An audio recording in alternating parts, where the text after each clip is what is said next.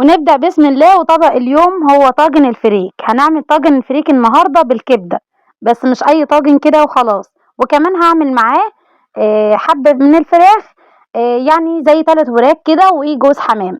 معايا طبعا الكبدة غسلها كويس جدا، لأن طاجن الفريك هيكون معايا النهاردة بالكبدة. هجيب وok واحط فيه معلقة سمنة أو زيت ذرة، وهشوح فيه قد صدمة على طول لأي لحوم موجودة عندي. انا مستخدمه الكبد والقوانص بتاعه الحمام، وكمان كبده اسكندراني. تمام، مقطعه عصافير صغيره.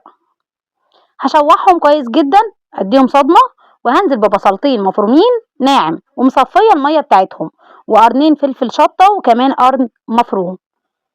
حابه تستخدمي فصين توم هنا مفيش مشاكل، كل ده بيرفع من التيست بتاع طعم الطاجن بتاعك او الوصفه بتاعتك. شوحتهم وهنزل بقى.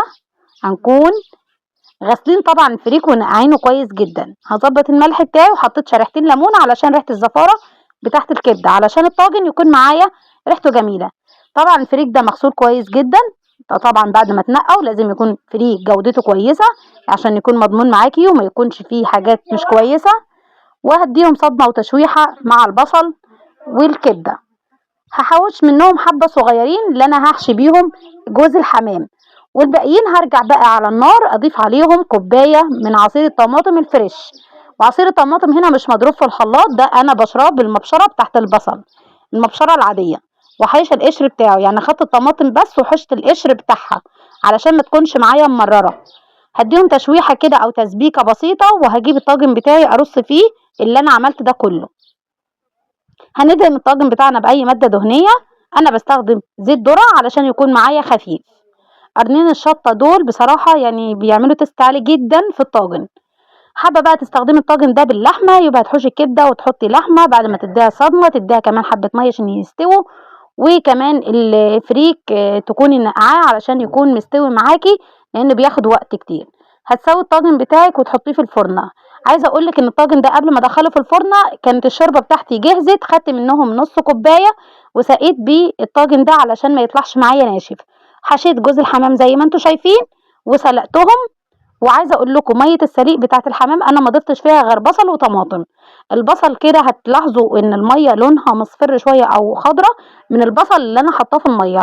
وبحط البصل في الاول علشان يفضل يغلي مع الميه، ويكون طلع النكهه بتاعته. تمام. البصل حاجه كويسه جدا على فكره في الاكل. ده بصل ابيض مش بصل احمر، فهو اللي مغير لون الميه كده. انا مش حاطه غير مكعب مرق والبصل. وهنزل عليهم بطماطمايه كبيره متقطعه.